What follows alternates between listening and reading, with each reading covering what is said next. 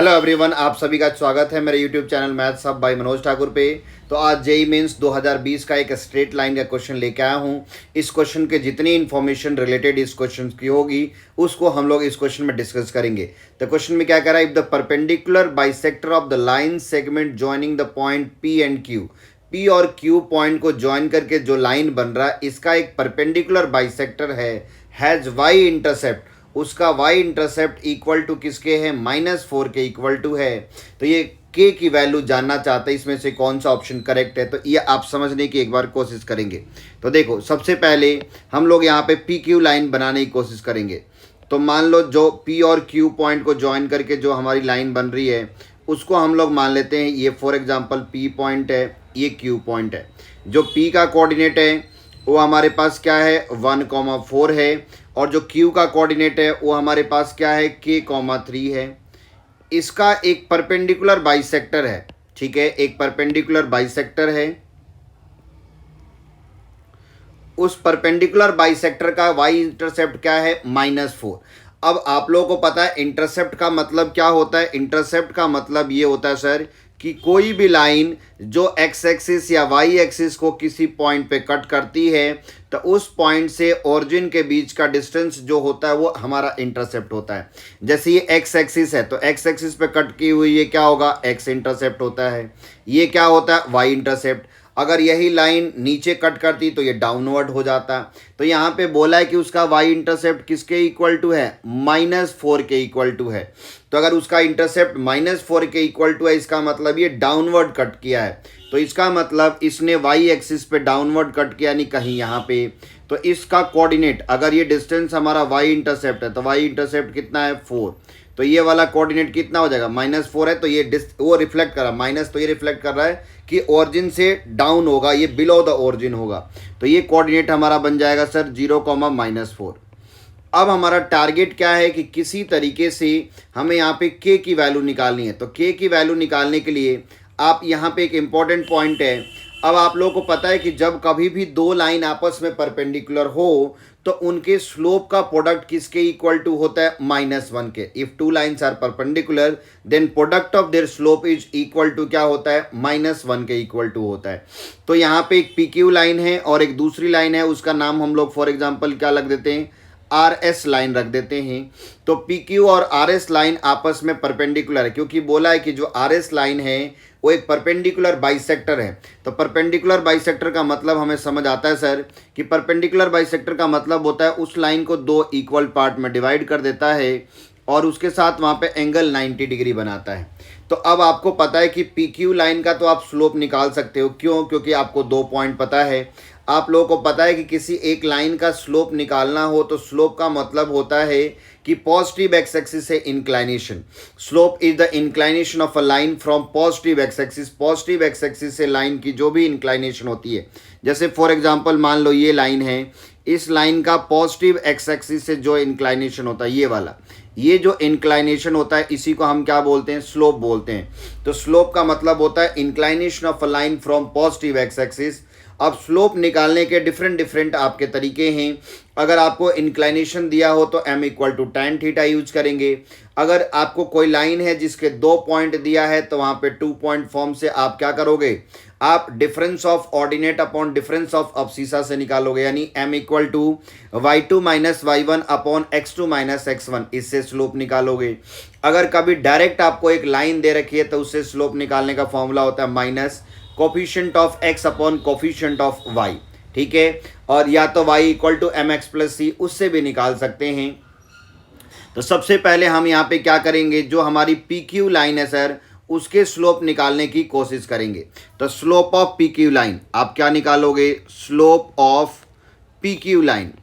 PQ के slope को हम मान लेते हैं m1, स्लोप ऑफ PQ। अब हमें पता है स्लोप होता है y2 - y1 upon x2 - x1।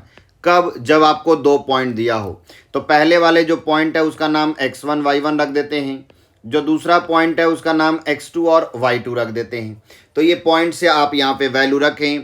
तो y2 - y1 यानी 3 - 4, ये क्या बना, 3 - 4 अपॉन x2 - x1 k - 1।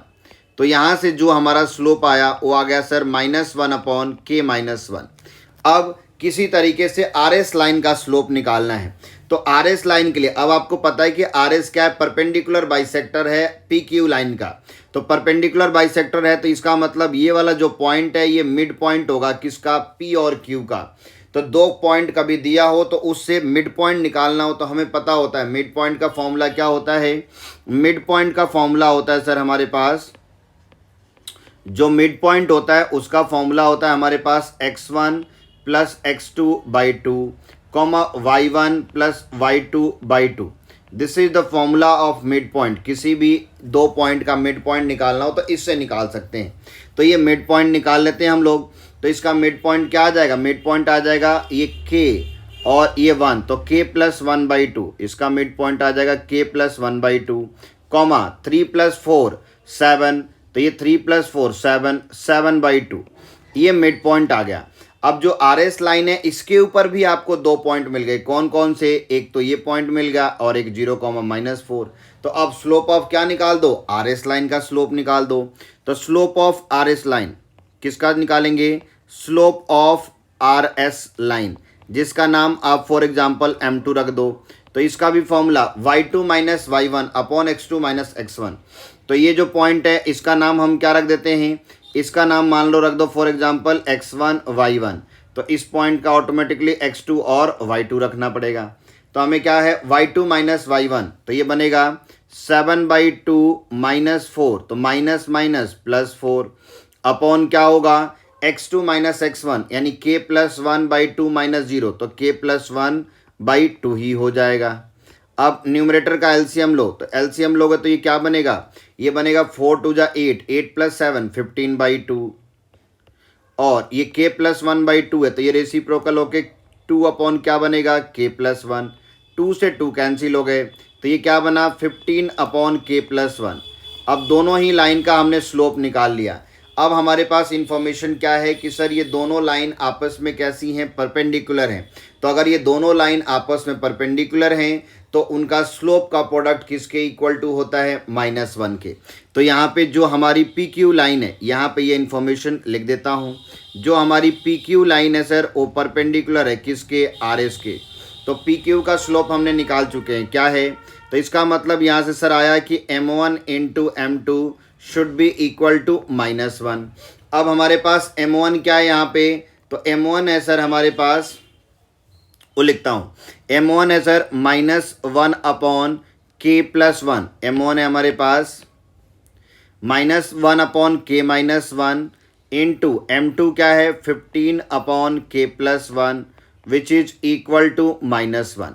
इनको मल्टीप्लाई करो तो ये मल्टीप्लाई करेंगे तो ये बनेगा माइनस का 15 अपॉन ये k माइनस 1 और ये k प्लस 1, तो a minus b into a plus b का फॉर्मूला लगेगा तो ये a square minus b square बनेगा। तो k square minus 1 which is equal to -1। ये माइनस से माइनस कैंसिल, इसको क्रॉस मल्टीप्लाई करो यहाँ से तो यहाँ से मिलेगा sir k square minus 1 which is equal to 15।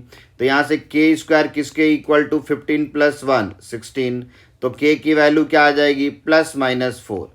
अब आपके देखो ऑप्शन में क्या है, एक +4 एक -4, तो +4 है नहीं तो फिर हमारा करेक्ट ऑप्शन कौन सा है, -4।